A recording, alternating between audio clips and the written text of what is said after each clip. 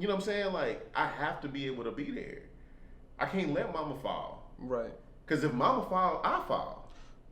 Okay, You know what I'm so saying? let me ask you this then. So now you're an adult and you have your own child. Mm-hmm. When you look back on that relationship, and I say we assumed it to an extent because it was fight or flight. Like we had to make a decision. Right. Survival instinct. But do you feel like you had any resentment towards your upbringing for making you grow up as fast as you did? No. Because that would mean I resent being the man I am today. Ooh. Like, Facts. I don't resent nothing in my life. Facts. I receive it all.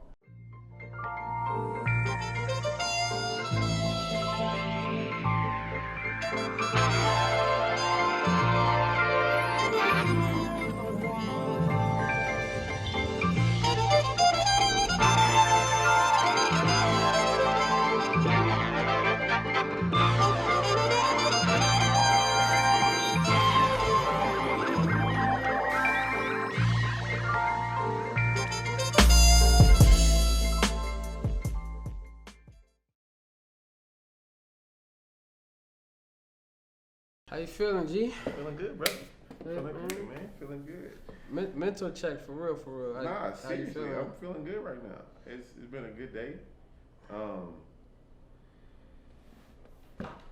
Got some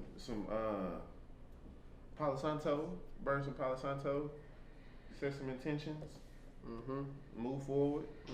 That's it. That's all you can do, man. You can't. I'm not about to sit here and harbor about anything that I can't change. No dwelling. The past is the past. I'm present. It's a gift. I'm gonna embrace it. Yeah. Enjoy it. Real. Yeah. What about you? Man, I'm feeling great, man. You sound tired. I do? You sound tired. Maybe I'm tired a little bit, but on the inside I feel good. That's good. That's not a problem, man. I don't mind tired. Yeah. Tired is good. My body may feel tired, but on the inside I feel great. Yeah. You know, I feel like I'm tackling goals, checking it off the list, and moving forward. I feel like I'm living in purpose. So okay. Maybe that's why I'm tired. What's some goals you done checked off? Oh man, when it comes to educating myself on what's out there in terms of finance, investing, you know, that sort of thing. Just long-term goals, man. I feel like I'm closer toward those goals mentally. Okay. You know what I'm saying? Yeah. I ain't close to those goals. Mentally? I mean, man, what about I'm mentally? I'm talking about just finances. Like, man, look, this pandemic, it done had your boy spending. Really? Yeah. Word. Cause I've been, I'm all about like a great deal. Yeah. And there's been so many deals right now, like on everything. Not just one thing. Can't say it's no. Like everything. Can't say no. You can't. How can you say no to? Easy. I can teach you how to say no. That's why you broke.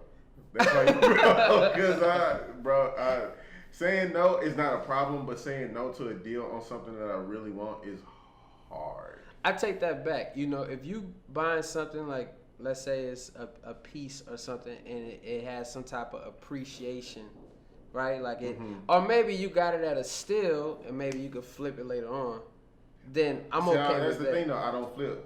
You don't flip. I don't flip. Because the thing is about flipping is that did you have intention on keeping it in the first place? And I can't buy something with the intention of getting rid of it because I want it. I buy to represent who I am. I buy to communicate a little bit clearer, like a point of view that I may hold. Yeah. And if I decide to do anything, I'm absolutely gonna have intention with doing it. You know so all right, segment way to the style piece. So, man, you always killing the game, man. So everything that you got on right now is something when you first saw it. It was something that you. I'm not getting. I know exactly. I'm sure you got rid of something. I know exactly what I'm gonna do with it until I get done with it, and then I'm moving on. Because so what you mean when you get done with it? So being done with it basically just means for me is like my style has evolved to another place, and it doesn't serve a purpose. But everything that I have on serves a purpose. You can never go wrong with a casual short. You can never go wrong with an oversized tee. You can never go wrong with a great white sock and an amazing loafer. Like, those things will always be in my wardrobe. Yeah. So when I purchased them, I didn't have a problem spending a little bit more money. I didn't have a problem with doing anything that required any thought, because everything was like cost. Well, this would be like an equation that I would say that I would give to you to give me leverage to purchase something. So cost divided by wares equals true value. Ooh, you might have did something. You know what I'm saying? Cost divided by wares equals true value.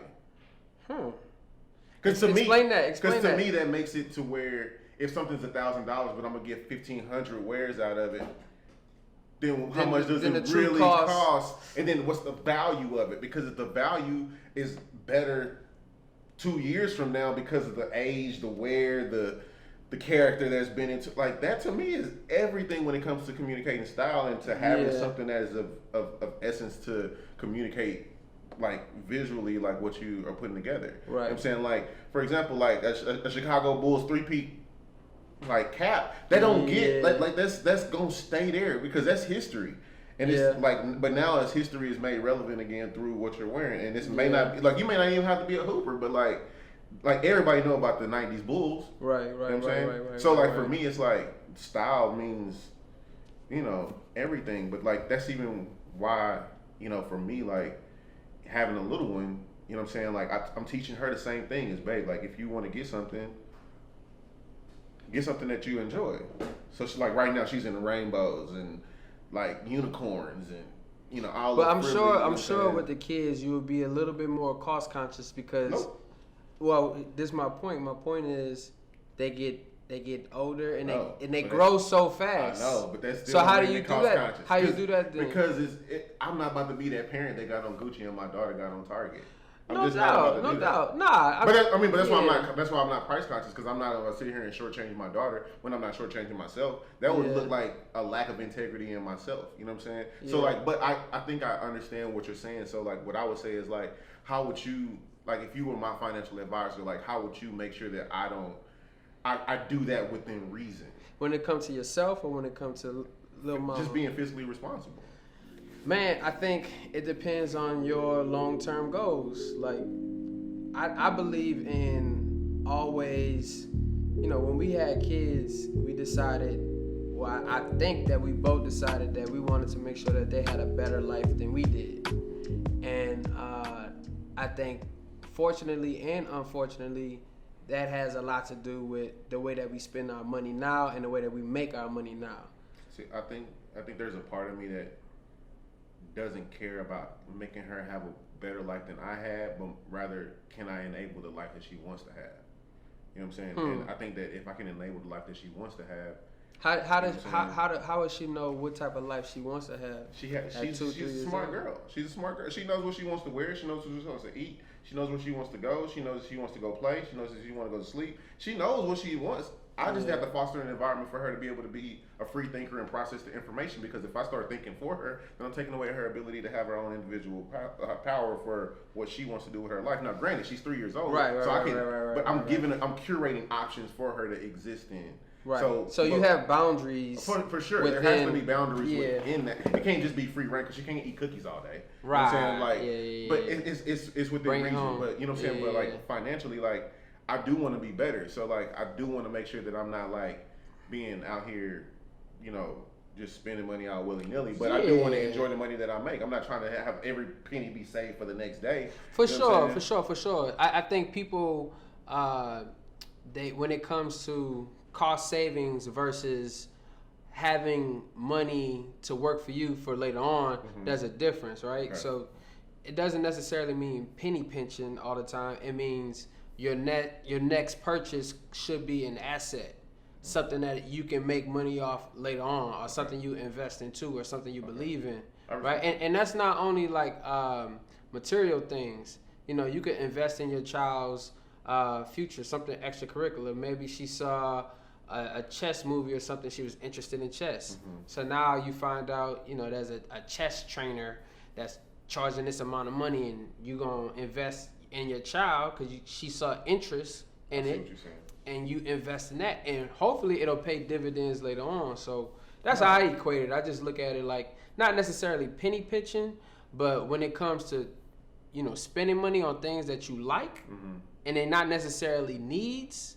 Feel me? I think it needs to have a balance. And if you do decide to splurge, I think on the other side of the fence, it should be an asset that you purchase that could bring in money later on. Okay. So how would you say like your upbringing like has affected your ability to think like that?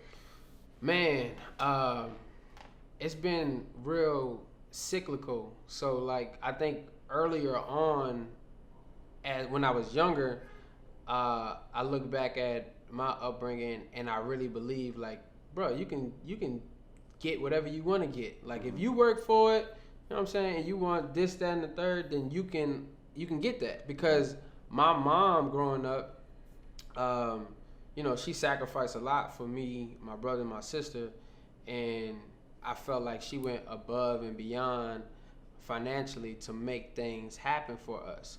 But then it kind of got me in this frame of mind at that age that you should believe everything is attainable for sure, but within reason.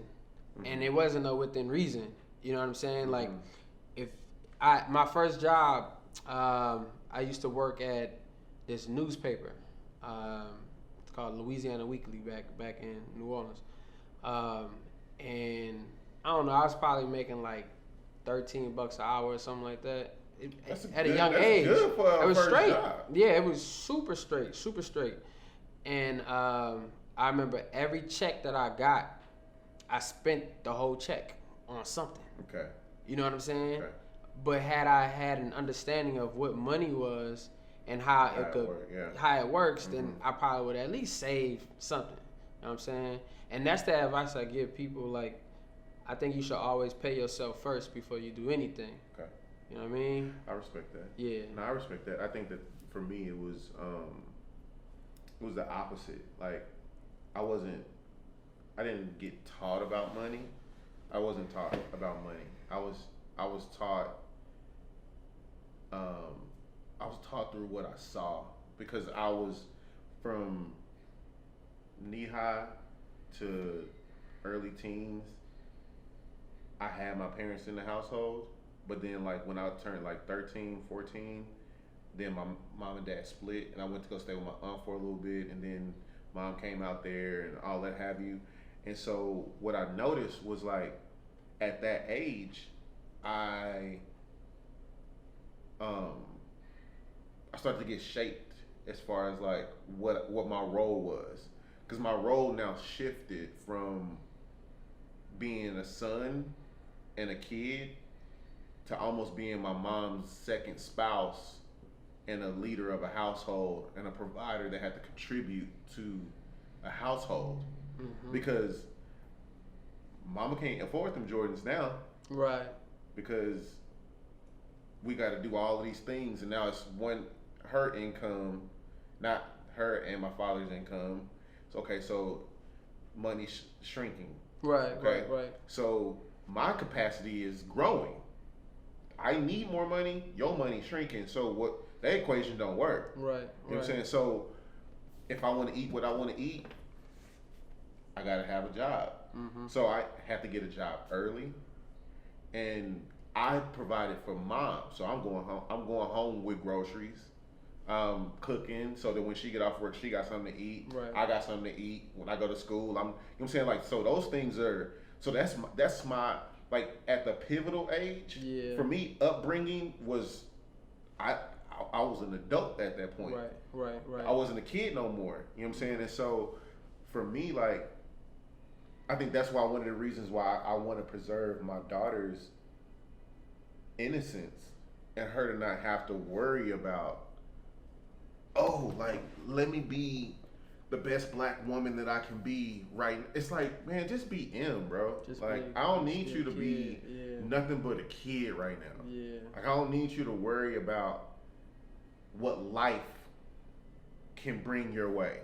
Because daddy got you right now. Right. Until you need to go out there, and I've prepared you to go out there, You don't have nothing to worry about. Go enjoy slime. Go enjoy coloring on your wall. Go enjoy bouncing around the house and laughing and giggling and joking. I don't need you to have the energy of what I know is going to come your way in the future. I don't need you having that energy at 3 or 5 or 6 years old. Yeah. I need you to be oblivious to the world. That's a burden mentally that they can't handle anyway. That they can't handle anyway, and that's traumatic. Yeah. Like, that's so much trauma on a young person that it skews the filter of I can be a goat. Right. I can be a fish. So let me ask you this then. Yeah, let me ask you this then. So and you and I can relate because I kind of felt the same way growing up a little bit. Do you feel like you assumed that role? Because I don't think your mom assigned that role to you. It's something that you assumed. Her stress did.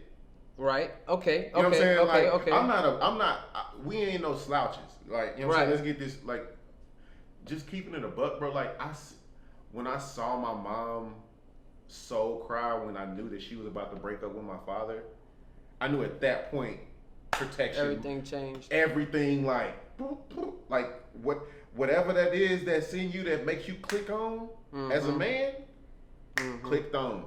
It clicked on, bro. And it was like, okay, you know what?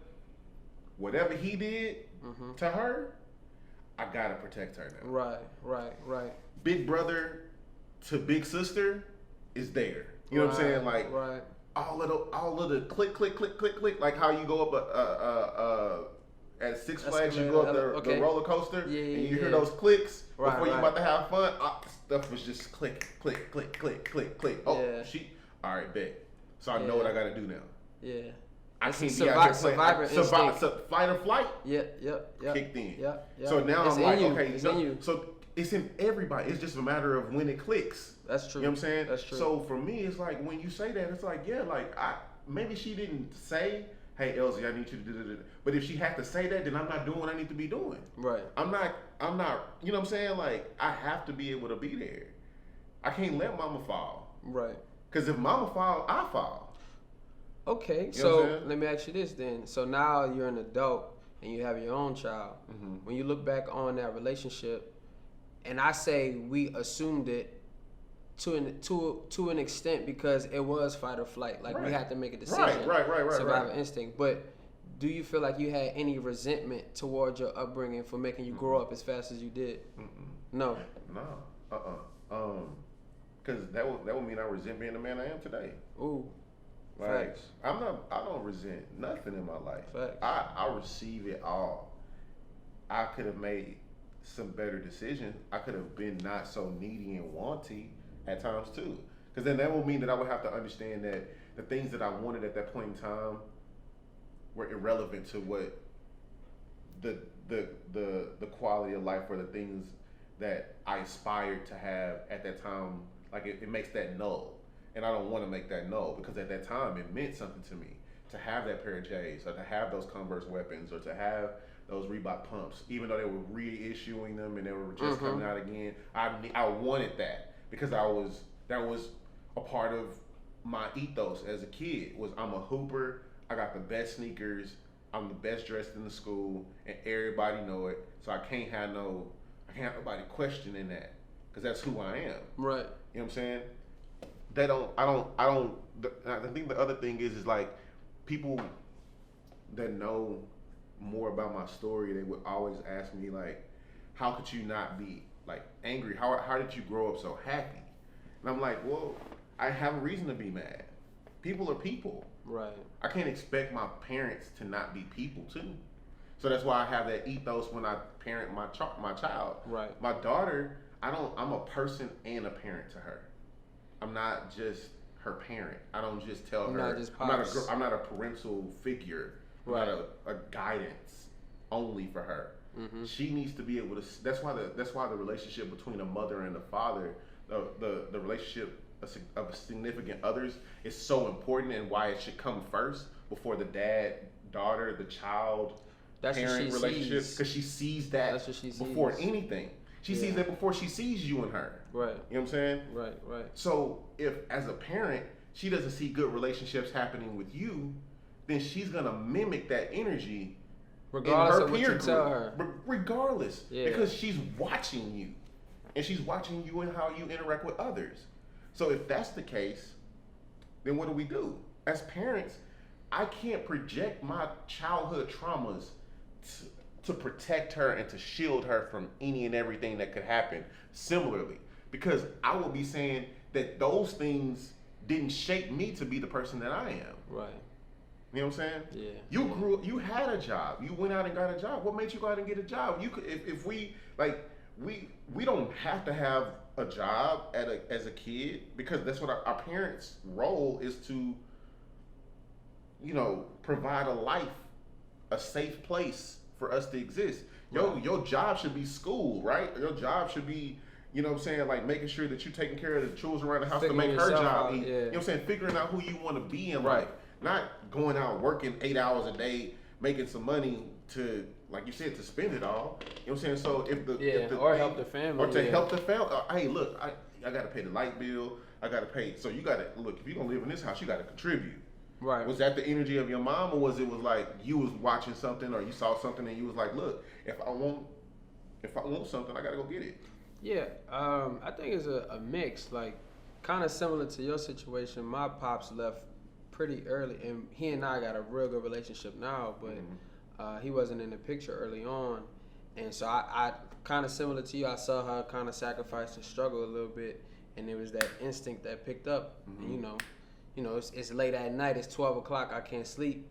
I go to the front door and lock all the doors. Then I go to sleep because now I feel like we secure now. We safe now. Yeah. And it wasn't something somebody told me to do. It was instinctual. It was just instinctual because of the love that we have, right? We have love and we want to protect. And I think, you know, that's a part of who we are. We want to protect and we want to, you know, hold the fort down. But at the same time, I think overall it was just based on instinct. Like I had to make a choice, and the choice is gonna be love for my loved ones. You know what I'm saying? It's definitely, and it can't be selfish, because how can I be selfish when I see her be selfless every day of my life? You know, I think that she's, you know what I'm saying, like, and like you said, like these are things that are not, they're not programmed. They're just embedded in the DNA of who we are. So if you see her being that, you can't sit there and just take it and receive it. You're like, oh, she's giving that to me. Right. Let me be selfless and give that to her. So how do you see those things like manifesting themselves as a father now? Man, when you first started, you said basically not to dwell in the past. Like we got to move forward, got to the future. But I think when we move, I don't think it's necessarily moving forward to the future, but moving forward to the present. To the present. Can be right. Like appreciate. Right. Like right now can be. That's the only thing I have opportunity. All you have manage. is right now. Literally right now. I can't go there because they ain't there yet. You know right. So, Right. But when you said that though, it made me instantly think about, damn. What if my pops was around? How would my life be different? Not saying that I regret my life because it made me the man I am today, but how could that have shaped me differently? What have the trajectory of my life been? How would it have been different? And when I think about that, I automatically think about me being a dad in real life right now, in the present. And it's like, you can't make those decisions because I don't want her to grow up and think, damn, what if my pops was around at that time? What if I would have had a relationship with him at that time? You know, I want to take that off the table completely. So now she can focus on being a kid and growing into herself and learning the things that she loves and the stuff that she's passionate about. But when you put your child in a situation, and it's not always intentional, but when the kid is put in a situation and they have that kind of fight or flight, you know, mentality, and you kind of, I'm not gonna say force their hand, but that's your child. You know how your child is gonna react to something, and so I don't want to put my child into that position intentionally, right? So my biggest thing is to just be there, be present. You know what I'm saying? As much as you can. You know, there's no rule book or no manual on this. No, you know what I'm saying? It's just love. Man, that's such a good thing because I was having a very, very difficult time with M maybe like a month and a half ago. Um, she kept hitting, spitting, and and pushing, like just like being very volatile at school, and we didn't know what to do. Like we was like, what do we do? Like how do we get her to stop doing it? And everything we tried did not work. And we literally tried everything. What's the most extreme thing y'all done? Bro, we was looking at videos. We was like removing things, isolating things. We were having talks with her every day. We were doing everything that we could, that the books told to do, the videos told to do, the teachers told to do. Like no spankings. No spankings. No spankings. No yeah. spankings. Like, yeah. like spanking is too far removed from the situation. Okay. You know what I'm saying? Like, it's not in real time. There's no real relationship. There's no relationship. So if I spank her when she gets to home and she did something at school, she's disassociated herself from from everything that happened at school. So now at home, she just randomly gets a spanking, and it's like, why are you hitting me, Daddy? That don't make no sense to her. Yeah. So even in the moment, if I was to hit her, that's not the way to respond, because now I'm just doing what she's doing to somebody else, to her. That's a good point. So the thing that we have to understand is, what is it that is the root of this situation? Are you frustrated? Are you angry? So what we started to try to do was like, hey, school, partner with us on this. Hey, at home, hey, when you start to get to the point to where you feel angry, can you tell me, are you feeling angry? Or when I start seeing her riled up, or when I start seeing her move a certain type of way, I have to say, okay, wait, Elzie, before you start to analyze this as poor behavior, can we analyze the situation and understand what she may be going through right now? Is she angry? Is she frustrated? Is she hungry? Is she trying to communicate and she doesn't know how to communicate, and the only thing that she can do is muster up physicality?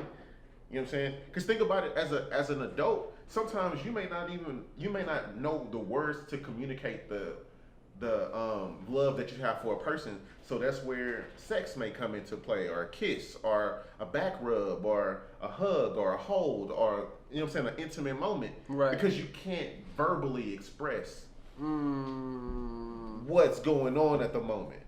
So if I can't verbally express what's going on, I have to physically, non-verbally try to communicate this. So spitting, hitting, biting, that's a whoop.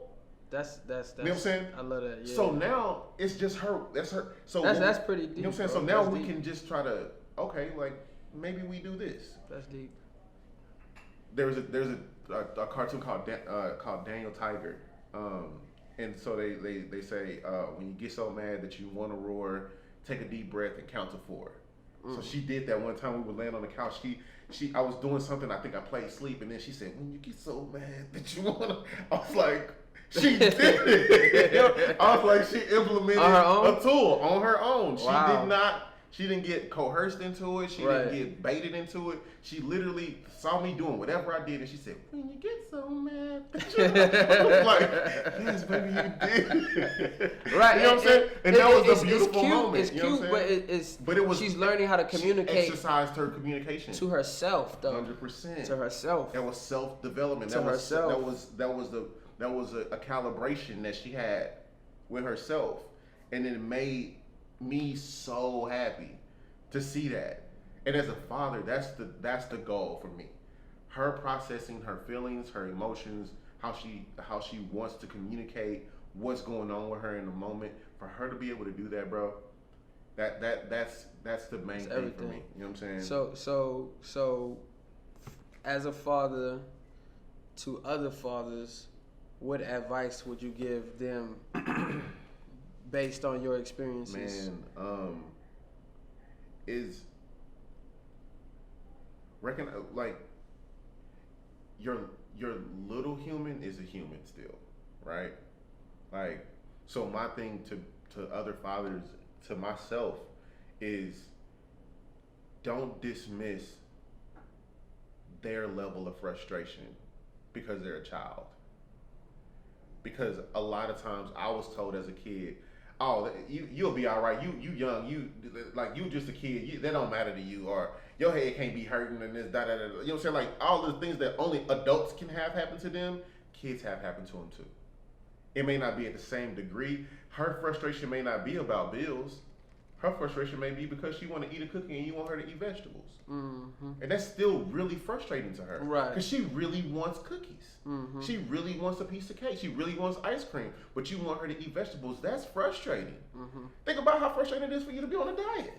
Mm-hmm. You may want it, or fasting. You may want it. Frustration doesn't mean negativity. You know what I'm saying? Like, it just means conflict, internal conflict.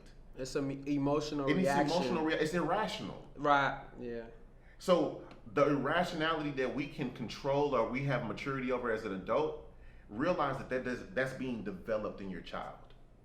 That boy a therapist. You know what I'm saying? Like, you're a therapist. Bro. Nah, bro. I'm just learning. That's good. That's all I'm doing. I'm just learning, bro. I'm really learning. That's a word, bro. For real. I'm really learning though. Like, and it's being, you know, I think the other thing that I would say is be humble as a parent. Like, don't be arrogant at the fact that you figured it out and your daughter or your son hasn't figured it out yet. Your job is to help them figure it out. Right. That's literally your job. Like, that's your duty. That's your commitment. I won't say job or duty. That's your commitment as a parent. Yeah. To ensure that your child is equipped with the things that you already have figured out. So when they don't have it figured out, don't get mad at them because they didn't have it figured out. Right. They're a child. They're trying to figure it out. And so when you get mad at them for not having it figured out, that's depression. That's depressing. That's traumatic. Because now you're disappointed. And if they don't feel anything in the world, bro, they feel disappointment. More than anger, more than pain. Disappointment strikes so much harder into a child's heart than that pow pow on the butt or that go to your room. Like that sense of frustration that you show in your, bro. Oh, that crushes a little girl, man. Especially from her father. We gotta talk especially about that. from her father. We gotta talk you know about what I'm that saying? next round. Especially from her father. That crushes a little girl. We don't talk about that. You know what I'm saying? Yeah. But what about you though? Yeah. Like, what would you say? Like, if you was, you know, like a father is like, man, like, you know, I'm struggling with like projecting those upbringing, you know what I'm saying? Things. I would tell fathers and really mothers, just parents, period. I would say stop verbally and non-verbally telling your kids, don't do as I do as I say. Oh man. That's one of the silliest things because and I said verbally and non-verbally. That's confusing. It's really stupidity, bro, because I say verbally and non-verbally because verbally I've heard that before. Not from my mama, thankfully, but I've heard that before. You know what I'm saying? And it's silly because you're supposed to be a person that's supposed to be leading your child to the light. You know what I'm saying? Not to darkness.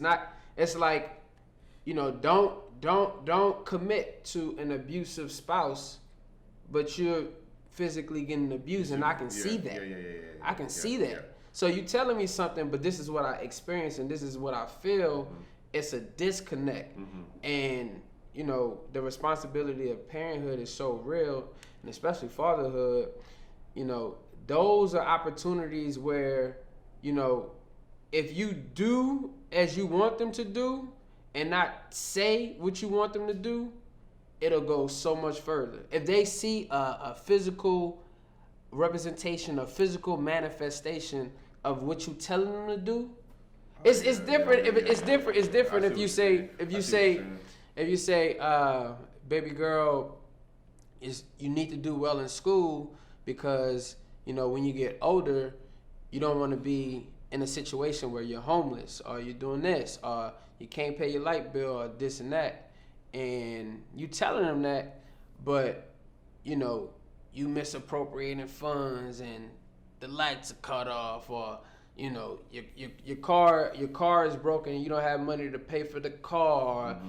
And I'm not just talking about a physical responsibility, but no, this is visual. Right. These are like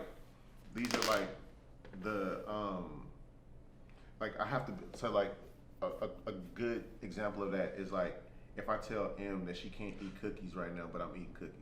Right. Yeah, that's easy. That's easy. That's easy. That's right? easy. Because that's a very clear thing. Like, you can't eat cookies right now because you're about to eat dinner. But I'm over here like, you know what I'm saying? Like, right. While I know I ate dinner already, and this is my, like, I have to be aware of that timing. You have to. Like, you also have to provide context for your child. Hey, Daddy has already eaten, so this is. So right. If I tell her that, then she can be like, oh, okay, well, let me go ahead and hurry up. She can digest that better, bro. But like, that's why it's so important for us to communicate to our children, and to communicate to them as they are equals. Not you're a child. You stand. I told you not to do it, so you go in there and you know what I'm saying, like that. That's that energy. Don't do what I'm like. Do what I'm telling you to do. Don't worry about what I'm doing. I'm a grown up. No. So I get what you're saying, bro. Like, I get what you're saying. And obviously we can go on and on. Yeah. You know what I'm saying about this, but you know, that's money though. That's money. I for sure think it is. That's money. You talking about the inequality, because you know, not to harp on it, but that kid actually grows up to become an adult, right? Right. And so you don't want them to perpetuate the same BS that your parent told you. Look. And it's a cycle, man. It's so cyclical. I'm glad we're talking about it. No, absolutely. For sure. For sure.